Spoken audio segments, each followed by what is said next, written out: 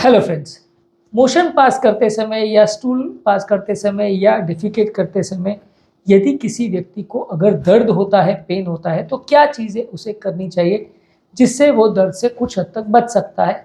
आज उन useful tips पर बात करेंगे। Tips for patients with pain while defecating, ये आज का टॉपिक है। टॉपिक पर जाने से पहले जो लोग हमारे चैनल पर नए हैं उन्हें रिक्वेस्ट करूँगा कि चैनल को सब्सक्राइब करें, वीडियोज़ को लाइक और शेयर करें। टॉपिक यदि ज़्यादा लंबा हो जाएगा या ज़्यादा डिस्कशन हो जाएगा तो इसे 2 पार्ट्स में डिवाइड कर देंगे ताकि बहुत ज़्यादा लंबा या मोनोटोनस ना हो जाए। सबसे पहले ज़रूरी है कि यदि किसी व्यक्ति को अगर मोशन पास करने के दौरान पेन हो रहा है तो आपको पानी ज़्यादा पीने की ज़रूरत है। पानी ज़्यादा पीने से आपका मोशन कंपैरेटिवली सॉफ्ट हो जाएगा और ईज़ी हो जाएगा उसे पास करना।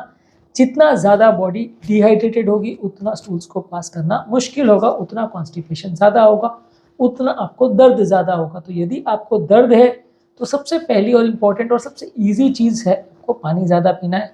और ईजी इसलिए क्योंकि ये free of cost easily available है, और आसान इसलिए क्योंकि आपको सिर्फ अपना दिन भर का जो 1-1.5 लीटर आप पानी पीते हो जानबूझ के उसको बढ़ाना है कि आपको 2, ढाई, 3 लीटर पानी पीना है। कितना पानी पीना है, 10 लीटर 15 लीटर नहीं करना है, पर 2-3 लीटर यदि आपने उसको मैनेज कर लिया तो चलेगा। इससे आपका हाइड्रेशन बेटर मेंटेन हो जाएगा और आपकी कॉन्स्टिपेशन की प्रॉब्लम काफ़ी हद तक कम हो जाएगी। इसके अलावा आपको हाई फाइबर वाली डाइट लेनी है। फाइबर यानी कि साग सब्जी, fruits, vegetables, whole grains, legume products, दालें हैं, अंकुरित चीज़ें, इसमें ज़्यादा फाइबर होता है। ये कॉन्स्टिपेशन वाले पेशेंट्स में मदद करता है क्योंकि ये फाइबर को बॉडी अब्जॉर्ब नहीं कर पाता। ये नॉन सोल्यूबल फाइबर्स होते हैं, ये पानी को अब्जॉर्ब कर लेते हैं, इसमें पानी भर जाता है और जब इसमें पानी भर जाता है तो ये फूल जाता है। इससे आपके स्टूल को वॉल्यूम मिलता है, उसको पास होने के लिए ज़्यादा फोर्स मिलता है और वो एक तरह से ज़्यादा सॉफ्ट हो जाता है, ईजी पास करना होता है, तो इससे भी काफ़ी पेन कम हो जाता है। तो जिन लोग को भी हेमोरॉइड्स का प्रॉब्लम है, फिशर का प्रॉब्लम है, एंगल एरिया में पेन का प्रॉब्लम है, अगर उनको कॉन्स्टिपेशन है तो जितना ज़्यादा कॉन्स्टिपेशन होगा उतना मोशन को धक्का मारने में आपको दर्द बढ़ेगा। क्योंकि जितना पेरिस्टालसिस मूवमेंट को नॉर्मली क्या होता है कि मोशन जब भर जाता है तो पेरिस्टालसिस मूवमेंट के द्वारा उसको धक्का दिया जाता है ताकि वो नीचे चला जाए। तो अगर वो हार्ड है और फंस गया है तो डेफिनेटली आपको अगर उसको ज़्यादा प्रेशर लगाना पड़ेगा तो वहाँ तो कुछ डैमेज भी ज़्यादा होगा, दर्द भी ज़्यादा होगा।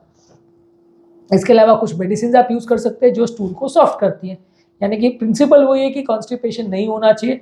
अब इसमें चाहे आप पानी पी के करें, फाइबर खा के करें या दवाई खा के करें, आपको मोशन को सॉफ्ट रखना है यदि आपको कॉन्स्टिपेशन से बचना है। कॉन्स्टिपेशन वाले पेशेंट का सिंगल मोस्ट इंपॉर्टेंट रूल ये है। इसके अलावा अगर आप चाहें तो एनल बेस्ड लुब्रिकेंट या वाटर बेस्ड लुब्रिकेंट आप यूज़ कर सकते हैं। इससे भी फ्रिक्शन कम होगा। मोशन के रास्ते कोई लुब्रिकेंट्स वगैरह आते हैं या एनेस्थेटाइज करने के लिए कुछ जेलीज वगैरह आती है, ज़ाइलोकेन वगैरह की, उसको आप लगा सकते हैं। इससे वो एरिया कंपैरेटिवली थोड़ा नम हो जाएगा। ये खासकर उन लोगों के लिए ज़रूरी है जिनको फिशर वगैरह का प्रॉब्लम है। फिशर वाले पेशेंट में क्या होता है कि इतना ज़्यादा खिंचाव तनाव हो जाता है कि आपको वो एरिया फट जाती है। उसके बाद जब पेन होता है तो जब भी आप मोशन पास करते हैं सीवियर पेन होता है तो बर्दाश्त करना मुश्किल होता है, और जितना ज़्यादा पेन होता है उतना मसल में स्पाज़म हो जाता है, उतना आपको और ज़्यादा डैमेज होता है। तो ये साइकिल जो है स्पाज़म की और बार बार डैमेज होने की, इसको तोड़ने के लिए आपको करना ये होता है कि वहाँ पे आपको थोड़ा सा पेन किलर या लुब्रिकेंट वाला जेली लगा देते हैं, जिसको से वो एरिया एनेस्थेटाइज थोड़ा सा हो जाता है, तो दर्द भी नहीं होता और थोड़ा स्मूथ भी हो जाता है, तो आपको उतना खिंचाव तनाव नहीं होता। इसके अलावा सिट्स बाथ का प्रयोग कर सकते हैं। सिट्स बाथ बेसिकली टब जैसा होता है जिसमें आप मोशन करने के बाद या पहले आप थोड़ी देर बैठ सकते हैं। उसको थोड़ा सा हल्का गर्म पानी को रख के, बहुत ज़्यादा गर्म नहीं करना है तो बर्न्स हो जाएंगे। वहाँ पे आप थोड़ा 15 मिनट अगर बैठ जाते हैं, खासकर उसमें कुछ एंटीसेप्टिक सोल्यूशंस वगैरह भी अगर डाल देते हैं तो उससे आपको पेन भी कम हो जाएगा और आपका इन्फेक्शन या हेमोरॉइड्स का प्रॉब्लम है उसमें भी आपको मदद मिलेगी। इसके अलावा कुछ लोकल लगाने वाली टॉपिकल ऑइंटमेंट्स या क्रीम्स आती है जिसको आप एनल एरिया में अगर लगाते हैं तो उससे भी आपका दर्द कम हो जाता है और उससे कंपैरेटिवली आपको राहत मिलेगी। यदि आपको बहुत ज़्यादा सीवियर पेन हो रहा, खासकर अगर फिशर हो गया तो डेफिनेटली आपको पेन होगा, तो इसमें ये लगाने से फ़ायदा मिलेगा। इसके अलावा जेंटल वाइपिंग करना चाहिए। जो भी एरिया में आपको पेन हो रहा है वहाँ पे हल्के हाथ से उसको क्लीन करना चाहिए। मोशन करने के बाद यदि आपने टिश्यू से वो एरिया को बहुत ज़्यादा स्क्रब किया है, बहुत ज़्यादा रब किया, तो डेफिनेटली पेन होगा, वो कई घंटे तक भी चल सकता है। तो उसको हल्के हाथ से, हल्का टिश्यू से या पानी से अगर आप उसको क्लीन करते हैं तो उसमें बहुत ज़्यादा दर्द नहीं होगा। यदि आप ज़्यादा फोर्स या प्रेशर या ज़्यादा विग्रेसली उस चीज़ को क्लीन करते हैं तो दर्द होने का चांस बढ़ जाता है। इसके अलावा मोशन पास करने के दौरान बहुत ज़्यादा स्ट्रेनिंग नहीं करनी चाहिए। यदि आपको कॉन्स्टिपेशन का प्रॉब्लम है भी तो पानी पी के, फाइबर खा के, दवाई खा के उसको कम करने का प्रयास करिए। मोशन के दौरान अगर आप प्रेशर लगाएंगे तो डैमेज होगा। एक सिंपल चीज़ कॉन्सेप्ट है कि जहाँ पे भी आप प्रेशर लगाते हो तो प्रेशर से सॉफ्ट टिश्यू डैमेज हो जाता है, और जब डैमेज होता है तो उसके बाद पेन चालू होता है। इसके अलावा जब आप मोशन पास कर रहे हैं तो एक छोटा सा स्टूल या एक छोटा सा बॉक्स आप रख सकते हैं आपके पाँव के नीचे। इससे आपका पाँव की मसल्स थोड़े एलिवेट हो जाएंगे, आपका पाँव थोड़ा सा ऊपर लेवल पे आ जाएगा। इससे आपका जो मोशन करने का रास्ता है उसका स्ट्रेट लाइन एक बन जाएगा, जिससे बहुत ज़्यादा खिंचाव तनाव नहीं होगा और एनल स्फिंक्टर का बहुत ज़्यादा प्रेशर नहीं पड़ेगा। इससे भी कई बार लोग को फ़ायदा होता है।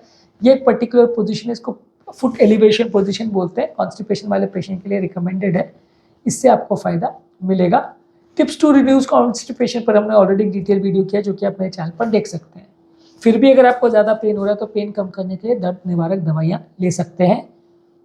ब्रीदिंग एक्सरसाइज कर सकते हैं। जब भी आप मोशन पास करते हैं तो उस समय सांस को खींच के उसके बाद जब पास हो जाए तो सांस छोड़ सकते हैं। ये ब्रेथ से भी आप उसको सपोर्ट कर सकते हैं।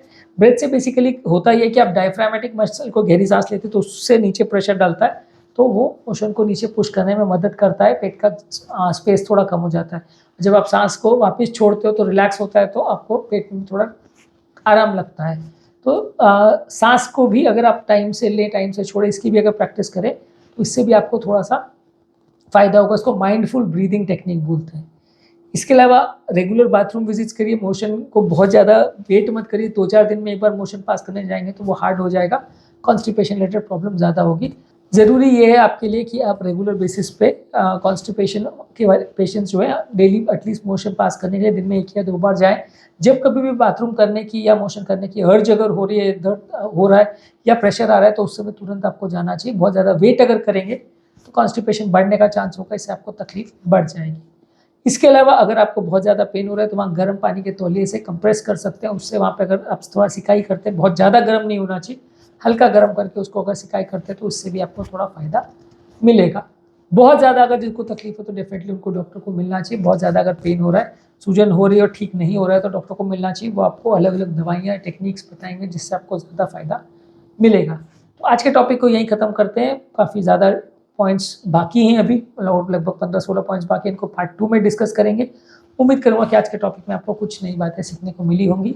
आज जो हमने पॉइंट्स पर बात करी वो हैं: पानी ज़्यादा पीजिए, फाइबर वाली डाइट ज़्यादा लीजिए, स्टूल सॉफ्टनर मेडिसिन ले सकते हैं, एनल एरिया में लुब्रिकेंट क्रीम्स लगा सकते हैं या ऑइंटमेंट्स लगा सकते हैं। सिट्स बात का प्रयोग करिए, जिसपे एक टब में आप गर्म पानी करके उसमें एनल एरिया को सोक करें, वहाँ पे लोकल एनाल्जेसिक क्रीम्स वगैरह लगा सकते हैं जिससे पेन कम हो जाए। जेंटल वाइप्स से एनल एरिया को क्लीन करें, बहुत हार्श रबिंग नहीं करें। मोशन करते समय बहुत ज़्यादा प्रेशर ना लगाएं। पाँव को थोड़ा सा एलिवेट करें जब आप मोशन पास कर रहे हैं, बाथरूम में हैं तो। इसके अलावा पेन के लिए कोई दर्द निवारक दवाई ले सकते हैं। सांस का या ब्रीदिंग टेक्निक्स का प्रॉपर प्रयोग करें, इससे आपकी पेल्विक मसल्स को भी रिलैक्सेशन मिलेगा, डायफ्राम को भी मसल्स को भी ताकत मिलेगी। इससे भी कॉन्स्टिपेशन का प्रॉब्लम थोड़ा कम हो जाएगा। रेगुलर बाथरूम विजिट्स करिए, बहुत ज़्यादा टाइम का गैप मत रखिए। गर्म पानी के तौलिए से या मॉइस्ट क्लॉथ से आप उस एरिया को थोड़ा सा सूद कर सकते हैं, उसे टच कर सकते हैं तो आराम मिलेगा। ज़्यादा तकलीफ हो तो डॉक्टर को दिखाना चाहिए। उम्मीद करूंगा कि आज के टॉपिक में आपको कुछ नई बातें जानने को मिली होंगी। जो लोग हमारे चैनल पर नए हैं उन्हें रिक्वेस्ट करूँगा कि चैनल को लाइक करें, वीडियोज़ को ज़्यादा से ज़्यादा लोगों के साथ शेयर करें ताकि ज़्यादातर लोगों की मदद हो सके।